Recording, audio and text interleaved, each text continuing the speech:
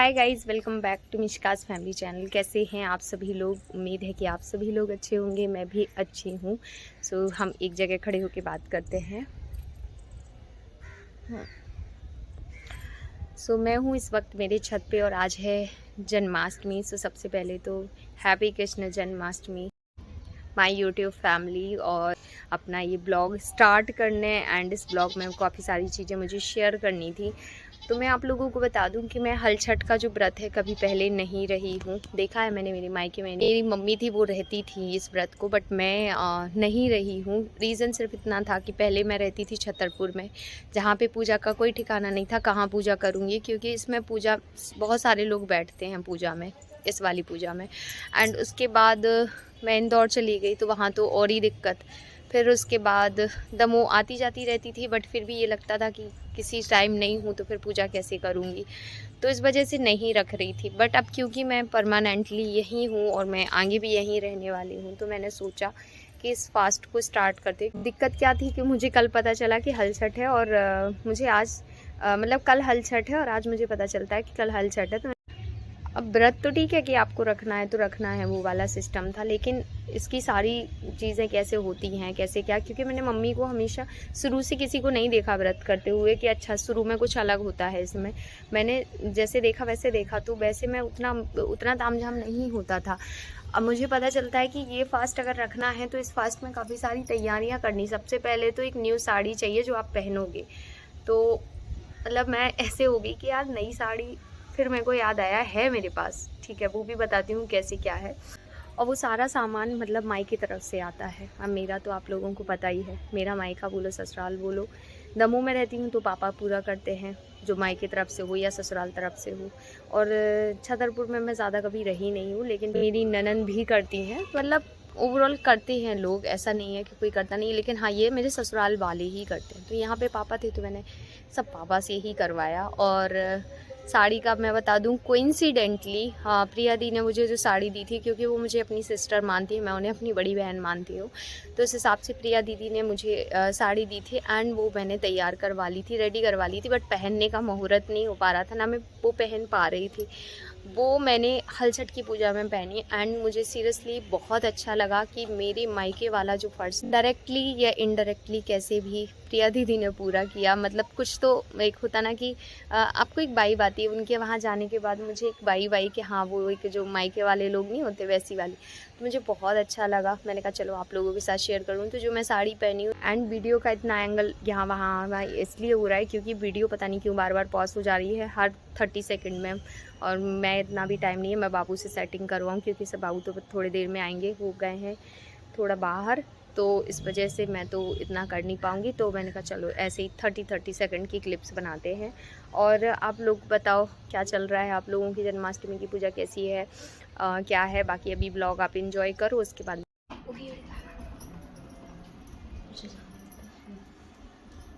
पतलों हो गया। So guys यहाँ पे मैं लगा रही हूँ महावर, और क्योंकि पूजा का बिल्कुल टाइम हो गया है, मैं थोड़ा लेट ही हूँ पूजा के लिए। मैं थोड़ी सी टाइम के लिए मार्केट चली गई थी क्योंकि तीजा बिल्कुल पास में आ गया, उसकी पूरी तैयारियाँ करनी थी। और नॉइज़ तो आपको भयंकर आ रही होगी क्योंकि मन शैतान कर रहे हैं। तो यहाँ पे मैं लगा रही हूँ हल्दी। हमारे यहाँ पे हल्दी लगा के महावर लगाया जाता है, कई लोग नहीं लगाते हैं हल्दी, पर कहते हैं जब शादी हो जाए तो उसके बाद हल्दी लगा के महावर लगाना चाहिए। मुझे कई लोग कमेंट करके भी पूछते हैं आप हल्दी क्यों लगाती हो। सो अभी मैंने क्या किया, ये वाला पैर का जो महावर था ना, वो मैंने इंस्टाग्राम के लिए शूट किया, और ये वाला जो पैर का महावर है वो मैं यूट्यूब के लिए शूट कर रही हूँ। और आज मैंने बहुत कुछ सोचा था, क्योंकि आज मैंने पहली बार छठ उठाई है, मतलब हर छठ की पूजा की है, तो पहली बार पूजा बहुत स्पेशल होती है। लेकिन सब पानी हो गया क्योंकि हम चले गए मार्केट और हमें टाइमिंग दिया गया था 6 और 5 बजे का, और वो आ गई थी 3:30 बजे कि चलो पूजा कर लो। तो वहाँ से ना तो हम बाजार अच्छे से कर पाए और ना हम पूजा में टाइम से शामिल हो पा रहे हैं। तो बुरा भी लग रहा है क्योंकि फर्स्ट टाइम हमारी पूजा है और ऐसी पूजा हो रही है, लेकिन फिर ये भी है कि जो भगवान को जैसा मंजूर होगा वो वैसा करवा रहे हैं, इसलिए हमने सोचा जो होगा होगा। बच्चों की आवाज़ तो आपको आ रही होगी, और अगर आवाज़ ऐसी आएगी ना तो मैं 100% इसको वो कर दूँगी, क्या बोलते हैं वॉइस ओवर में डाल दूंगी, क्योंकि अब मेरे पास की है नहीं बच्चों के साथ बहस करना। सो इस वीडियो में मैं आप लोगों को कुछ बताना चाहती हूँ। मैंने ये ब्लॉग पूरा बना लिया था, मैं अगेन इसकी एडिटिंग कर रही हूँ, क्योंकि मुझे ये वॉइस ओवर इसमें डालना बहुत ज़रूरी हो गया था, क्योंकि मैं अपडेट वीडियो कुछ आपको दे नहीं सकती हूँ। जैसे कि आप लोगों को पता ही है कि मेरे हस्बैंड की तबीयत ठीक नहीं है एंड उन्हें मेरी सबसे ज़्यादा ज़रूरत है इस टाइम पर, जो कि मैं उनके साथ खड़ी भी हूँ, मैं उनके साथ हूँ भी। उसके बाद आप लोगों को पता ही है कि मैंने अभी एक कम्युनिटी डाली थी कि मेरे चैनल पे कुछ टेक्निकल इशू चल रहा है। टेक्निकल इशू से मेरा मतलब था कि कुछ तो मेरे चैनल पे हुआ था, जिसकी वजह से ये व्लॉग का नैया 8 वाले दिन को आने वाला था, यानी जन्माष्टमी के दिन। बट ये व्लॉग मैं उस दिन अपलोड नहीं कर पाई, क्योंकि पता नहीं क्या था इसमें। मुझे साफ मेरा चैनल ओपन नहीं हो रहा था, जिसकी वजह से मैंने सीधे कान्हा जी से बोल दिया था कि अगर मेरा चैनल को कुछ भी होता है तो मैं कभी ज़िंदगी में कन्हैया आठी नहीं मनाऊंगी। उसके बाद मेरा चैनल लकीली 4 घंटे बाद चालू हो गया, लेकिन उसके बाद भी मैं इस पे वीडियो अपलोड नहीं कर पा रही थी। और मैं अपलोड नहीं कर पा रही। मुझे पता है मेरा मेंटल पीस कहाँ था, मैं कैसी थी, मैं किस चीज़ों से डील कर रही थी। मैं नहीं चाहती हूँ कि मैं ऐसा कुछ आप लोगों को दूँ। मैं खुद बहुत डिप्रेस्ड हो रही थी उस टाइम पे। दैट्स वाई मैंने कुछ दिन के लिए मैं क्वाइट रही। एंड उसके बाद मैंने छोटे छोटे शॉर्ट्स वीडियो बनाए, जो कि मैंने रैंडमली रिकॉर्ड किए, जो कि मैंने दूसरे चैनल पे डाले। बिकॉज मुझे था कि अगर मेरा चैनल चला जाएगा तो मेरी ऑडियंस क्या देख रही है, मेरी ऑडियंस तक वो नोटिफिकेशन जा रहे हैं जो मैं पोस्ट डाल रही हूँ, जिससे मुझे समझ में आ रहा कि नहीं, मेरी चैनल पे से जो नोटिफिकेशन है वो बिल्कुल नहीं जा रहे हैं मेरी ऑडियंस तक। कुछ तो मेरे चैनल के साथ कुछ तो हुआ है। तो मेरी आप लोगों से सभी से ये गुजारिश है कि मेरे इस वीडियो को ज़्यादा से ज़्यादा कमेंट कीजिएगा, ताकि मेरे चैनल पे थोड़ा एक्टिविटी बढ़े। बिकॉज़ मेरा चैनल अभी भी मुझे लग रहा है कि रिस्क में है। सो मुझे बस आप लोगों से ये हेल्प चाहिए, जो मेरे लव वंस हैं वो मुझे ज़्यादा से ज़्यादा कमेंट कीजिए, ताकि मेरे चैनल पे एक्टिविटी हो, यूट्यूब थोड़ा फोकस करे। बाकी हम यूट्यूब से कनेक्ट हैं, हमारी यूट्यूब से बात ही, बिकॉज़ चैनल मेरे हाथ में है, सारी चीज़ें हैं। आज मैं कैसे अपलोड कर पा रही हूँ, तो मैंने पहले ये व्लॉग अपलोड कर दिया था, बट इसमें मैंने वॉइस ओवर वगैरह अलग थी, तो मैंने इस वजह से इसमें ये वाली वॉइस ओवर डाली।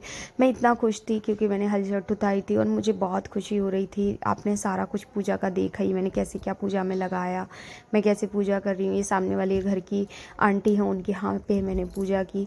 तो बाकी सारी चीज़ें तो आप देख ही रहे हो। मैं थोड़ा परेशान थी, इस वजह से मैं वीडियो नहीं डाल पा रही थी। आई एम रियली सॉरी कि ये वीडियो इतना लेट हुआ, लेकिन इसमें मेरा फॉल्ट नहीं है, मेरे चैनल पे ही कुछ इशू था, इस वजह से ये वीडियो इतना ज़्यादा लेट हुआ। आई रियली होप गाइस कि आप लोग मेरी दर्द को, मेरी तकलीफ़ को समझेंगे।